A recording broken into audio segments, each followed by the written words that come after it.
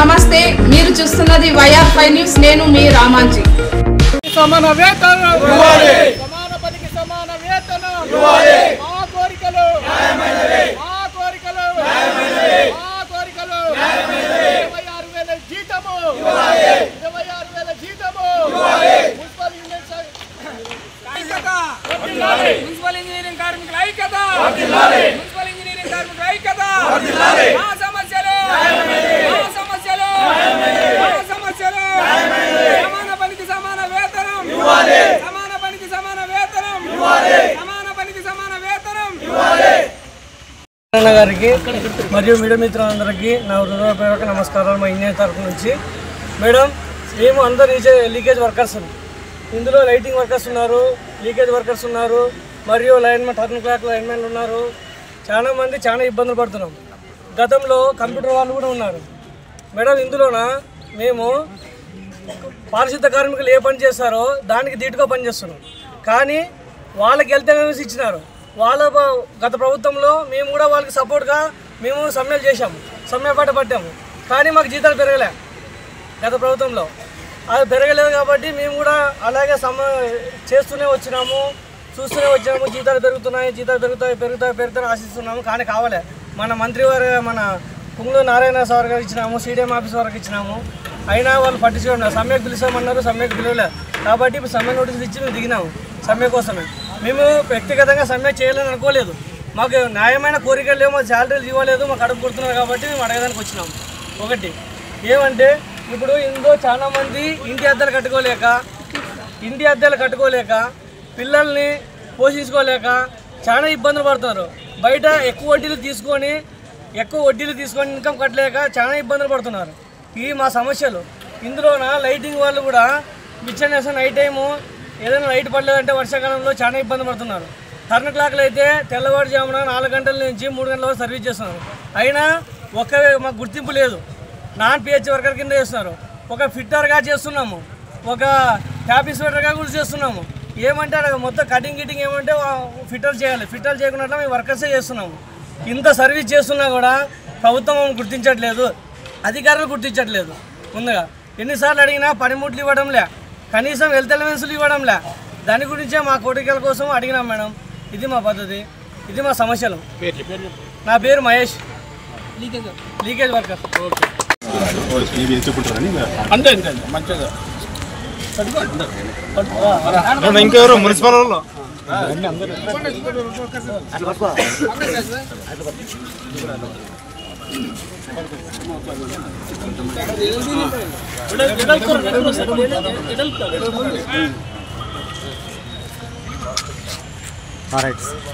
అంటే ఈరోజు అందరికీ ఇన్సూరెన్స్ అనేది క్లెయిమ్ అవుతుంది కాబట్టి మాకు కూడా క్లెయిమ్ కావాలనేది. తర్వాత 10,000 రూపాయలు పెన్షన్ ఎందుకు కావాలంటే ఈరోజు ఒక కుటుంబం పోషించుకోవాలనుకున్న అవసరము కాబట్టి 10,000 రూపాయలు ఇవ్వాలని. 5వది మరణించిన కార్మిక కుటుంబంలో ఒకరికి ఉద్యోగం ఇవ్వాలని. 6వది సాధారణ మరణం పొందిన కార్మిక కుటుంబానికి ఎక్సైజ్ కింద 5 లక్షల రూపాయలు మరియు ప్రమాదశాత్తు మరణించిన కార్మిక కుటుంబానికి ఎక్స్గ్రేష 15 లక్షల రూపాయలు ఇవ్వాలి. 8వది సరెండర్ లీవులు. మామూలుగా ఎక్కడైనా కూడా ఏముంటుందంటే ఈ ఆదోని మున్సిపాలిటీలో కొన్ని మున్సిపాలిటీలను అమలు పరుస్తున్నారు, కొన్ని మున్సిపాలిటీలు అమలు పరుస్తారు. కనీసమైన సండే కూడా ఇలా పని చేయాలి. ఎందుకు పని చేయాలంటే ఎసెన్షియల్ సర్వీస్ ఎక్కడో పైప్ పని చేయాలి, నీళ్ళ రాలేదు పని చేయాలా. ఇట్లా ప్రతిదీ కూడా వీళ్ళని ఇబ్బంది కలిగించేటువంటి పద్ధతి ఉంది తప్ప నిజంగా వీళ్ళకి కనీస వేతనాలు ఇవ్వాలా, కనీసం వీళ్ళకి లీవులు ఇవ్వాలా, సరెండర్ లీవులు ఇవ్వాలనేటువంటిది లేదు. ఫెస్టివల్ హాలిడేస్ ఇవ్వడానికి లేదు. ఈరోజు మామూలుగా సరెండర్ లీవ్ 15 రోజులు ఇవ్వాలా, ఫెస్టివల్ హాలిడేస్ ఇవ్వాలా, అట్లాంటివి కూడా లేదు. ఎందుకు ఓవరాల్గా అంతా ములాజల మీద పనిచేసేటువంటి పద్ధతిలో మా కార్మికుల వైపు కూడా ఉంది. అది మా వాళ్ళు కూడా తెలుసుకోవాలా. ఎందుకంటే అధికారులు కూడా ఒత్తిడి కూడా అట్లే ఉంది. అధికారులు నువ్వు చేస్తావా లేకుంటే నేను ఏదైనా సస్పెండ్ చేస్తామో లేకుంటే భయాలతో కూడా ఇబ్బందులు పెట్టేటువంటి పరిస్థితి కూడా ఈరోజు సరెండర్ లీవ్లో అమలు పరచడం లేదు. హెల్త్ కార్డులు కూడా ఇవ్వడం లేదు. హెల్త్ కార్డు ఇవ్వాలనేది municipal engineering section engineering uniform పనిముట్లు ఇట్లాంటివి కూడా ఇవ్వడం లేదు. యూనిఫామ్ అనేది లేదు అనేటువంటిది వాదన. ఎందుకు ఈ వాదన చెప్తున్నా అంటే వచ్చిన ప్రతి కమిషనర్కి కూడా అడిగినాం. యూనిఫామ్ కానీ పనిముట్లు ఇవ్వాలంటే ఇస్తామనేటువంటిది ఎక్కడ జీవో లేదు అనేటువంటిది ఉంటుంది. ఈ జీవో పైన చర్చ జరిగింది, కానీ అమలు పరిచేటువంటి పరిస్థితుల్లో ప్రభుత్వం లేదు.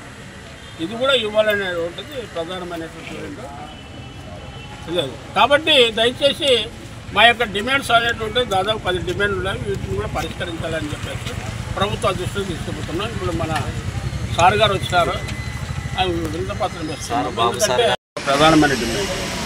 రెండవది జీవో నంబర్ 63 ప్రకారం వేతనాలు చెల్లించాలి, స్కిల్డ్ మరియు అన్స్కిల్డ్ జీతాలు పెంచాలనేటువంటిది. ఇది మేము చెప్పేదే కాదు, మొన్న ఉన్నటువంటి రాష్ట్ర ప్రభుత్వం కూడా జగనన్న ప్రభుత్వం దీన్ని మున్సిపాలిటీ శాఖ మంత్రి కూడా చెప్పారు. అయితే దాని మీద కూడా ఒక కమిటీ వేశారు, ఆ కమిటీ రిపోర్ట్ కూడా అందింది.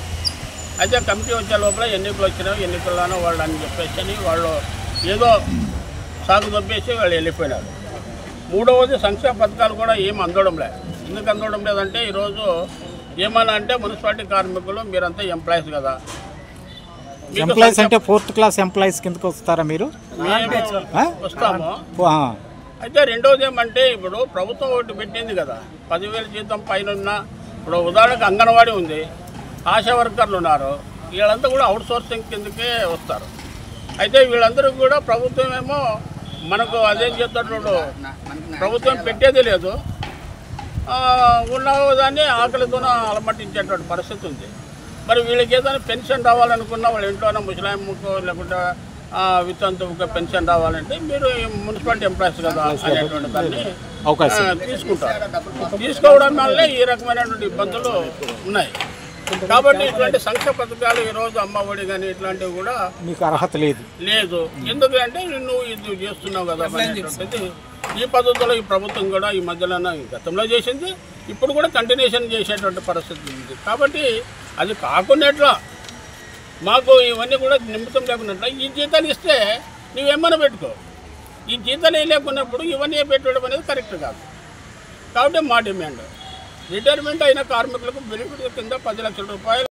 అట్లాగే ఇక్కడ ఉన్నటువంటి కమిషనర్ కానీ లోకల్ కమిషనర్ కూడా, ఎందుకంటే వీళ్ళకు ఏ చిన్న విషయమైనా ఏది జరిగినా కమిషనర్ ఈరోజు సమస్య ఏదైనా ఉన్నది, చిన్న సమస్య కావచ్చు పెద్ద సమస్య కావచ్చు, అయినాను ఈ కార్మికుల మీదనే ఉంటారు. ఈరోజు ఈ కార్మికులు కూడా ఇంజనీరింగ్ కార్మికులు ఒకే పనే కాదు, లాస్ట్కి ఎక్కడి వరకు పోయిందంటే ఈరోజు ఇంటి పన్నులు రాకపోతే ఇంటి పన్నులు కానీ నీటి పన్ను కూడా వసూలు చేసేటువంటి కార్మికులు కూడా వీళ్ళే. మరి ఇట్లాంటి పరిస్థితి అనేటువంటిది ఉన్నప్పుడు మరి పని వద్ద చేయించుకుంటున్నారు, కానీ పనికి తగ్గట్లో వేతనాలు కూడా ఇవ్వాల్సినటువంటి అవసరం కూడా ఉంది. అయితే మరి ఆ పద్ధతుల్లో ఉన్న బాధ్యత అనేటువంటిది పని చేయించుకునేందుకు ఉన్నంత బాధ్యత ఈరోజు వాళ్ళ సమస్యలు లోకల్ సమస్యలు కూడా ఉన్నాయి. ఇప్పటికే దాదాపుగా ఇప్పటికే దాదాపుగా 4 కార్మికులు చనిపోయినారు. మరి చనిపోయినటువంటి కుటుంబం కూడా కనీసం వాళ్ళకు ఒకరికి ఉద్యోగం తీసుకోవాలనేటువంటిది ఆల్రెడీగా వాళ్ళ దృష్టికి తీసుకోవడం జరిగింది. అయినాను దాని గురించి కూడా ఏమాత్రం పట్టించుకోవడం లేదు. ఇప్పుడు ఎట్లుంటుందంటే రోజువారీ పని చేస్తుంటేనే నెల జీతాలు వస్తుంటేనే సమస్య ఉంటుంది. మరి అసలు ఆ మనిషి అయిపోయిన తర్వాత మరి వాళ్ళ స్థానంలోన ఒకరికి ఉద్యోగం తీసుకోవాల్సిన అవసరం కూడా ఉంది. రెండవది గతంలోన మనకు కరోనా వచ్చిన సందర్భం కూడా ఈ కార్మికులు అంటే కనీసమైన అంత పరిస్థితి ఉన్నప్పటికైతే కూడా కరోనాలో కూడా కష్టపడి పనిచేశారు.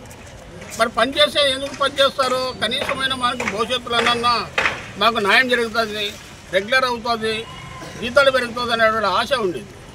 అయితే 2018లోనో 17లో వచ్చినట్టు కరోనా కానీ 19లో వచ్చినటువంటిది కూడా ఏమాత్రం కూడా న్యాయం జరగలేదు ప్రభుత్వం. కాబట్టి ఇప్పటికైనా మున్సిపాలిటీ కార్మికుల యొక్క సమస్యలు, ఇంజనీరింగ్ వాళ్ళ సమస్యలు కూడా మరి ఈరోజు మున్సిపాలిటీ అధికారులు కానీ అట్లాగే మున్సిపాలిటీ శాఖ మంత్రులు కానీ అట్లాగే ఇప్పుడున్నటువంటి చంద్రబాబు నాయుడు కానీ, మరి చంద్రబాబు నాయుడు కూడా అన్నీ తెలిసినటువంటి వాడు, కనీసము అన్ని డిపార్ట్మెంట్లోనే కనీసము కొంతమంది ఉన్నా మరి ఈ యొక్క నిజమైనటువంటి సమస్య రోజువారీ సమస్యగా ఎదుర్కొనేటువంటి కార్మికులు మున్సిపాలిటీ కార్మికులే. కాబట్టి ఈరోజు నీళ్లు ఎక్కడన్నా నీళ్లు వదలలేదనుకోండి వెంటనే కంప్లీట్ అంటే మరి ఇన్ని ఇబ్బందులు ఉన్నా, ఇంత కష్టాలున్నా ఈ కార్మికులు పనిచేస్తున్నారు. కాబట్టి ఇప్పుడు ఎసెన్షియల్ సర్వీస్ ఉన్నప్పటికైతే కూడా మరి గత్యంతరం లేని పరిస్థితుల్లో ఈరోజు అవసరమైతే సమస్య పరిష్కారం కాకపోతే మేము ఎక్కడికైనా పోవడానికి సిద్ధంగా ఉన్నామని చెప్పేసి సభాముఖంగా మీ అందరికీ తెలియజేస్తున్నాం. కాబట్టి ఇప్పటికైనా అధికారులు చొరవ చేసుకొని అవసరమైతే ప్రజాప్రతినిధులు కూడా కలుస్తాం.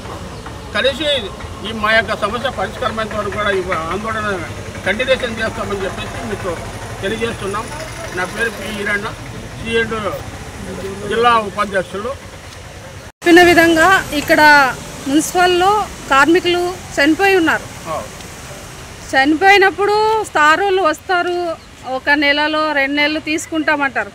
సంవత్సరాలు గడిచినా తీసుకోవడం లేదు. ఇది ఎక్కడ నిర్లక్ష్యం సార్? ఇది అధికారుల యొక్క నిర్లక్ష్యమే మేడం. ఎట్లుండదంటే గతంలోనే లోకల్ బాడీకే అవకాశం ఉండింది. ఇప్పుడు ఏమైపోయిందంటే ప్రతిదీ కూడా కలెక్టర్తో ముడిపడింది. కలెక్టర్ ఇంతకుముందు ఎంప్లాయ్మెంట్ ఉండేది. ఎంప్లాయ్మెంట్ అప్రయాణం చేసుకునే వాళ్ళు, లేకపోతే ఇప్పుడు మనం చేసుకోలేము కాబట్టి కొత్త ఎంప్లాయ్మెంట్ లేదు కాబట్టి కలెక్టర్ గారు వాళ్ళ ఫ్యామిలీలో ఎవరికో ఒకరికి ఉద్యోగాలు ఇవ్వాలి.